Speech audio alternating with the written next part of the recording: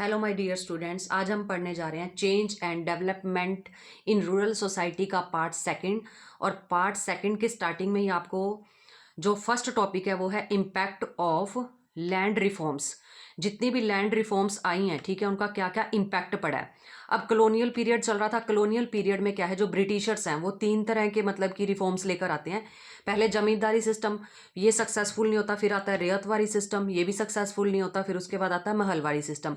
तो ऐसे क्या है, वन बाय वन क्या है, बहुत सारे जो है लैंड रिफॉर्म्स लेकर आए हैं जो ब्रिटिशर्स थे। क्यों लेकर आए? क्योंकि उनको टैक्स चाहिए होता था, इसलिए। अब देखो यहाँ पे सबसे पहले इन्होंने क्या बताया कि जमींदारी सिस्टम। सबसे पहले देखो आपको जमींदारी सिस्टम में क्या बताया है कि जो जमींदार होते थे, ठीक है, ये क्या है, कलेक्ट करते थे, मतलब चीज़ें कलेक्ट किया करते थे किसानों से। जैसे राइस है, वीट है, शुगर है, ठीक है, ये कलेक्ट किया करते थे।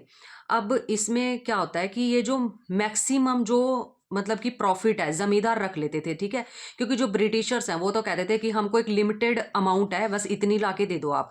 तो जमींदार क्या करते थे, वो अपना लालच देखते थे, अपनी उनको पॉकेट फुल करनी है, तो वो क्या करते थे, छोटे किसानों का एक्सप्लॉयटेशन करते थे।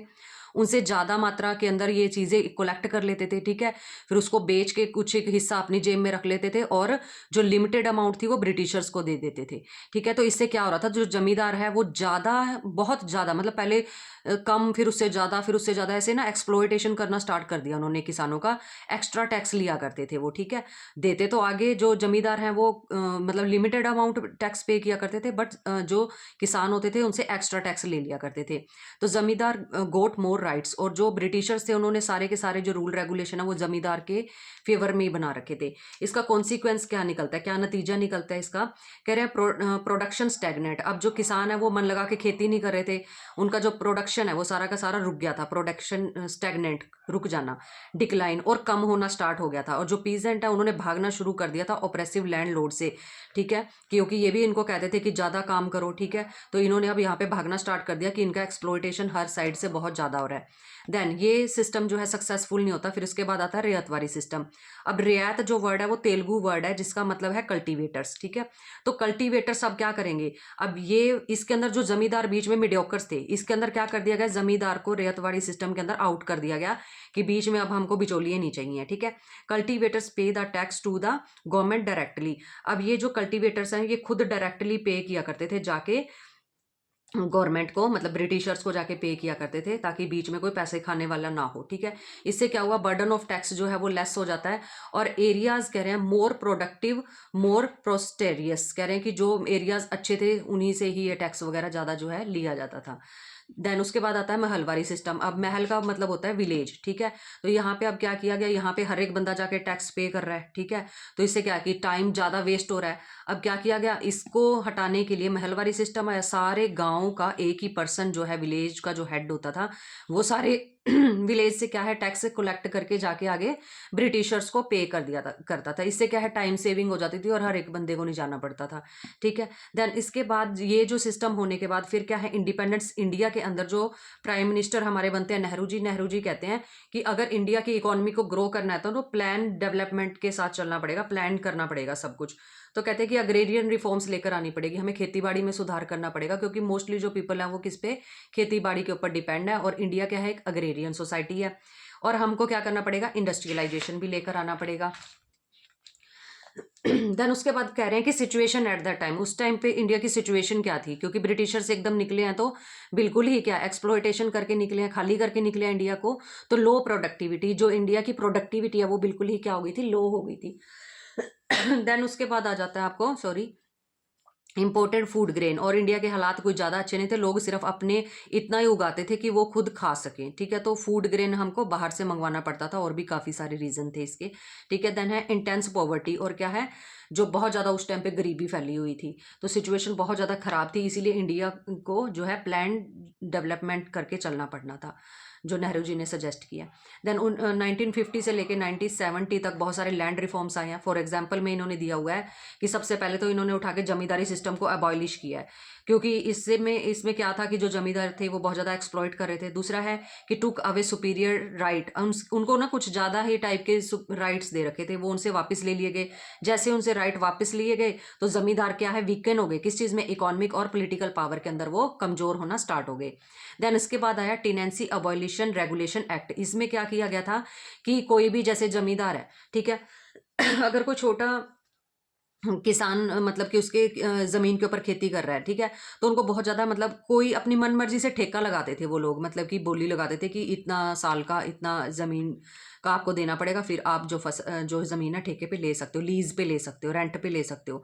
तो ये मनमानी चलती थी। तो इसमें क्या किया गया था, यहाँ पे लिमिटेड कर दिया गया था रेंट को, कि इतने से ज़्यादा आप एक मतलब ज़मीन, एक किले का जो है ठेका या फिर रेंट नहीं ले सकते, लिमिटेड कर दिया गया था टेनेंसी अबॉलिशन रेगुलेशन एक्ट के अंडर। देन आया आपको land ceiling act. Land ceiling act भी अच्छा, इन सरकार की तरफ से अच्छा एक स्टेप था, बट ये कामयाब नहीं हो पाया। इसमें क्या था, state took away surplus land. अगर आपके पास, यहाँ पे सरकार ने लिमिटेड कर दिया था कि अगर आपके पास इतनी से ज़्यादा ज़मीन मिल गई ना, मतलब मान लो कि आपको 10 किले ज़मीन रखने की परमिशन है, अगर आपके पास 12 किले ज़मीन मिल गई तो 2 किले आपसे ले लिए जाएंगे, ठीक है। तो state took away surplus land, ठीक है। तो अब इसमें क्या था, बहुत सारे लूप होल थे, बहुत सारी कमियां थी, क्योंकि जो जिसके नाम पे ज़मीन होती थी, ठीक है, वो अपने नाम पे तो अब 10 किले रख लेगा, जो 2 किले उसके पास एक्स्ट्रा है वो अपनी वाइफ के या बच्चों के या सर्वेंट के नेम पे लगा दिया करते थे, जिससे कि सरकार को कुछ हासिल नहीं हुआ इससे, ठीक है। जबकि सरकार चाह रही थी यहाँ पे कि इक्वालिटी लेकर आए, जिनके पास ज़्यादा ज़मीन है उनसे ज़मीन लेके जो मार्जिनल सेक्शन होता है उनको ज़मीन दे देंगे तो इक्वालिटी आ जाएगी इंडिया में, बट ये कामयाब नहीं हो पाया। देन इसके बाद है बेनामी ट्रांसफ़र, ये इसी के अंडर आता है लैंड सीलिंग एक्ट में। अब इसमें क्या है, ये एक उर्दू का वर्ड है बेनामी, बिना नाम के, ठीक है, विदाउट नेम। अब इसमें क्या है, ये जो ज़मीन जो अपने सर्वेंट के या वाइफ के या भाइयों के किसी के भी नाम पे लगा देते थे, ठीक है, बट रियल बेनिफिशियरी उसमें कौन था, जो उसका रियल बेनिफिट था वो तो ओनर को ही होगा ना, वो तो नाम के ही बनाए हुए हैं एक तरह से, नकली ओनर बना रखे हैं, ठीक है। तो जो रियल बेनिफिट होता था वो रियल जो जिसकी ज़मीन होती थी उसको ही होता था। तो ये था आपका बेनामी ट्रांसफ़र, ये इसी में आ जाएगा आपका लैंड सीलिंग एक्ट में। कह रहे वाई लैंड रिफॉर्म्स, अब ये लैंड रिफॉर्म्स लेकर क्यों आए थे, कह रहे टू बूस्ट एग्रीकल्चरल ग्रोथ, क्योंकि हम एग्रीकल्चर को ग्रो करना चाहते थे, क्योंकि इंडिया एक एग्रेरियन सोसाइटी है, मोस्टली जो लोग हैं वो खेती बाड़ी के ऊपर डिपेंड है। देन हमको क्या इक्वालिटी लेकर आनी थी, इसलिए हमने लैंड सीलिंग एक्ट लेकर आए कि जिनके पास ज़्यादा ज़मीन है वो, जिनके पास नहीं है बिल्कुल भी ज़मीन, उनको दे दी जाएगी। अपॉर्चुनिटी टू ऑल, हर एक बंदे को क्या है, काम करने का मौका मिलेगा। फिर उसके बाद है improve situation of marginalised persons. अब क्या है, जो मतलब कि मार्जिनल जो वीकर सेक्शन है, अगर उनके पास कुछ भी ज़मीन नहीं है तो उनको ज़मीन जब मिलेगी तो उनकी सिचुएशन इंप्रूव होना स्टार्ट हो जाएगी, इसलिए इन्होंने ये जो है लैंड रिफॉर्म्स जो है स्टार्ट किए हैं। देन इरेडिकेट पॉवर्टी, से गरीबी खत्म हो जाएगी। ब्रिंग सोशल जस्टिस, और लोगों को सोशल जस्टिस मिलेगा कि ऐसा नहीं होगा किसी के पास कुछ भी नहीं और किसी के पास सब कुछ है। देन आपको स्टार्ट हो जाता है ग्रीन रेवोल्यूशन, ठीक है। अब ग्रीन रेवोल्यूशन बहुत ही इंपॉर्टेंट क्वेश्चन है, थोड़ा ध्यान से सुन लेना। अब इसमें क्या है कि it refers to increase in agricultural productivity by the way of modernisation in agriculture. Agriculture के अंदर क्या लेकर आए, मॉडर्नाइजेशन लेकर आए, ताकि जो प्रोडक्शन है और प्रोडक्टिविटी है वो बढ़ जाए, ठीक है। कितने टाइम तक चला है, 1950 से लेकर 70 तक चला है। इसमें क्या है, HYV सीड्स दिए गए किसानों को, हाई यील्डिंग वैरायटी सीड्स थे, पेस्टिसाइड, फर्टिलाइजर, ये सब कुछ प्रोवाइड करवाया गया ताकि जो है प्रोडक्शन अच्छा हो सके। देन उसके बाद जो फादर ऑफ ग्रीन रेवोल्यूशन किसको बोला जाता है, MS स्वामीनाथन को बोला जाता है, ये ध्यान रखना, ये 1 मार्कर में भी पूछ लिया जाता है कई बार। देन अब इंट्रोड्यूस्ड किया गया किन किन चीज़ों को, इसी के अंडर ग्रीन रेवोल्यूशन के अंदर इंट्रोड्यूस किया गया, सब्सिडीज दी जाती थी, ठीक है। HYV सीड्स के लिए किसानों को सब्सिडीज दे दी जाती थी, फर्टिलाइजर खरीद पाते थे किसान, पेस्टिसाइड खरीद पाते थे, ठीक है। और उसके बाद है इरीगेशन, ठीक है, पानी के लिए भी अगर कोई ट्यूबवेल वगैरह लगाना है या कुछ भी जो है उसके लिए जो है सब्सिडीज देती थी सरकार। देन इसके अंदर कौन से एरिया टारगेट किए गए थे, जहाँ पे वीट और राइस अच्छा होता है ना, ठीक है, पंजाब, हरियाणा, ये यूपी, वेस्ट यूपी, ठीक है, ये नाम भी आपको बताने पड़ेंगे, ठीक है, कि ये जो स्टेट्स थी इनके अंदर ग्रीन रेवोल्यूशन क्या है, अच्छे से सक्सेसफुल रहा है। देन इसके बाद जो है इसके इम्पैक्ट क्या पड़े हैं, इसके पॉजिटिव इम्पैक्ट भी पड़े हैं और नेगेटिव भी पड़े हैं ग्रीन रेवोल्यूशन के। पॉजिटिव क्या है, इससे क्या इंक्रीज्ड इन प्रोडक्शन, जो प्रोडक्शन है वो बहुत ज़्यादा बढ़ गया है, ठीक है। इसके बाद आ जाता है इंक्रीज इन प्रोडक्टिविटी। प्रोडक्टिविटी का क्या मतलब है कि एक मान लो कि पंजाब है, ठीक है, पंजाब के अंदर जो 80% एरिया ऐसा है जो बहुत अच्छा है, मतलब कि वहाँ पे मतलब फर्टाइल एरिया है, 20% ऐसा है जो कि फर्टाइल नहीं है। अब ये जो 20% फर्टाइल नहीं है ना, उसके ऊपर भी काम करना कि वो भी अच्छा हो जाए, ठीक है। तो वो जो 20% है उसको क्या बोला, प्रोडक्टिविटी, मतलब कि उसकी प्रोडक्टिविटी अच्छी हो जाए। देन है एम्प्लॉयमेंट अपॉर्चुनिटी, हर एक बंदे को काम मिलेगा, ठीक है। सेल्फ रिलायंस की, यहाँ के जो लोग हैं, ठीक है, इंडिया में जो भी लोग हैं या जहाँ पर भी ग्रीन रेवोल्यूशन आई है, वो अपने लिए तो मतलब कमा ही रहे हैं, ठीक है, कमा के खा रहे हैं, वो अपने लिए तो पैदा कर ही रहे हैं फसल को, बट वो दूसरे दूसरे लोगों के लिए भी पैदा कर रहे हैं, ठीक है। देन है इंक्रीज इन इनकम, और क्या है, इससे इनकम जो है उनकी बढ़ेगी, ठीक है। जब फसल ज़्यादा पैदा होगी, पॉपुलेशन इतनी बढ़ रही है, तो डिमांड बढ़ेगी, तो पैसा भी आएगा लोगों के पास। नेगेटिव इम्पैक्ट इसके क्या पड़े हैं, एक तो ये कॉस्टली बहुत ज़्यादा था। ग्रीन रेवोल्यूशन क्या है कि ऑलरेडी जहाँ पे जो ज़मीन अच्छी थी वहीं पर ही वो लॉन्च किया गया, ठीक है। तो उसके लिए क्या है, जो ये HYV सीड थे, फर्टिलाइजर, पेस्टिसाइड, ये ग्रीन रेवोल्यूशन मतलब कि ये सरकार की तरफ से ही, मतलब उन्हीं की शॉप्स होती थी जहाँ पे ये सामान मिलता था, और ये बहुत ही ज़्यादा कॉस्टली होता था। जो फार्मर रिच होते थे ना, सिर्फ वही खरीद पाते थे, और जो पुअर फार्मर थे वो इसको खरीद ही नहीं पाते थे, ठीक है। तो ये बहुत कॉस्टली था। फिर है रीजनल डिस्पैरिटीज, इसका मतलब किया कि कहीं किसी एरिया में तो ये सक्सेसफुल रहा है, किसी एरिया में सक्सेसफुल नहीं हुआ था, ठीक है। Then not suitable for all the crops, और हर एक फसल के लिए भी अच्छा नहीं था ये, ठीक है। क्लास डिवाइड इंक्रीज, इसके अंदर क्लास जो डिवाइडेड हो जाती है, जो रिच है वो और रिच हो जाते हैं, और जो पुअर किसान थे वो ये नहीं इसको फॉलो कर पाए और वो गरीब रह जाते हैं, ठीक है। तो जो क्लास डिवाइडेशन है वो क्या है, और ज़्यादा इंक्रीज हुई है। फिर है due to introduction of tractor, thresher, harvesters, ये चीज़ें आने लगी थी क्योंकि मॉडर्नाइजेशन स्टार्ट हो गया, मशीनरी आना स्टार्ट हो गई है।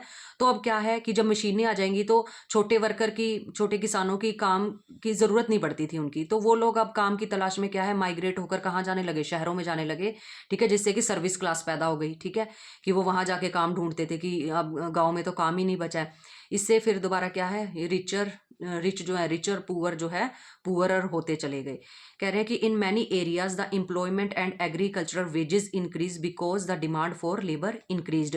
कह रहे हैं कि ऐसा नहीं है कि ग्रीन रेवोल्यूशन के नुकसान, इसके फायदे भी हुए हैं, ठीक है। ग्रीन रेवोल्यूशन के कारण क्या है कि जो मतलब कि काम करने वालों की डिमांड भी बढ़ गई, ठीक है। अब उन्होंने अपने वेजेस ज़्यादा मांगने स्टार्ट कर दिए कि काम ज़्यादा कर रहे हैं तो वेजेस भी ज़्यादा दो, तो इससे क्या है, एग्रीकल्चरल वेजेस जो है वो भी क्या है, इंक्रीज हो गए हैं, क्योंकि लेबर इंक्रीज होने लगी है, ठीक है।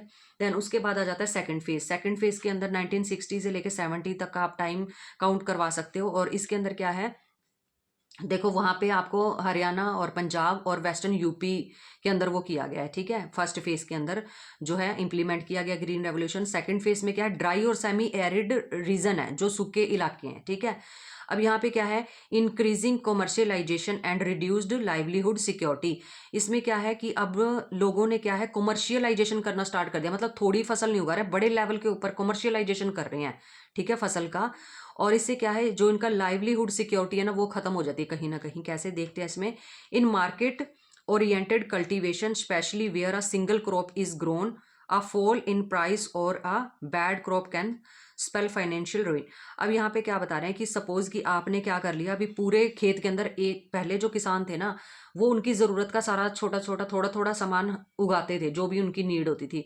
बट कॉमर्शियलाइजेशन के कारण आपने क्या किया, पूरे खेत, अगर आपके पास 10 किले हैं तो 10 के 10 किलो में आपने क्या है, ये एक ही फसल उगा दी। अगर वो खराब होगी तो सारी की सारी फसल खराब हो जाएगी, आपको खाने के लिए भी कुछ नहीं बचेगा, ठीक है। तो इस तरीके से क्या, कई बार दाम गिर जाते थे, तो सारी की सारी फसल ही एक ही रेट पर जाएगी। कहाँ आप चेंज कर करके लगाते हो, तो क्या है कि उससे क्या है, आपका कहीं ना कहीं से तो अर्निंग हो ही सकती है, बट इसमें क्या है कि अगर सारी फसल गई तो गई, फिर आपको इतनी आमदन भी नहीं होगी। तो इस तरीके से क्या है, इसका नुकसान भी था। फिर कह रहे हैं फ्यूडल एग्रेरियन स्ट्रक्चर, ये अलग टर्म आ गई यहाँ पे, आपका ग्रीन रेवोल्यूशन टॉपिक जो है खत्म हो जाता है। इसमें क्या बताया, फ्यूडल एग्रेरियन स्ट्रक्चर में लैंडेड कास्ट एंड लैंडलॉर्ड्स जो होते थे, ठीक है, maintain power over the lower caste, ठीक है। जो लैंडलॉर्ड होते थे वो छोटे जो लोअर कास्ट वाले होते थे उनके ऊपर अपनी पावर जमा के रखते थे, इसको क्या बोला गया है, फ्यूडल एग्रेरियन स्ट्रक्चर, ठीक है। तो अगर आपको ये वीडियोस अच्छी लग रही हैं, अगर आपको थोड़ा बहुत भी हेल्प कर रही हैं ये वीडियो, तो प्लीज़ वीडियो को लाइक किया करो और कमेंट भी किया करो, ताकि पता चल सके कि आपको वीडियो समझ में आ रही है या नहीं आ रही है, ठीक है। Thank you so much for watching.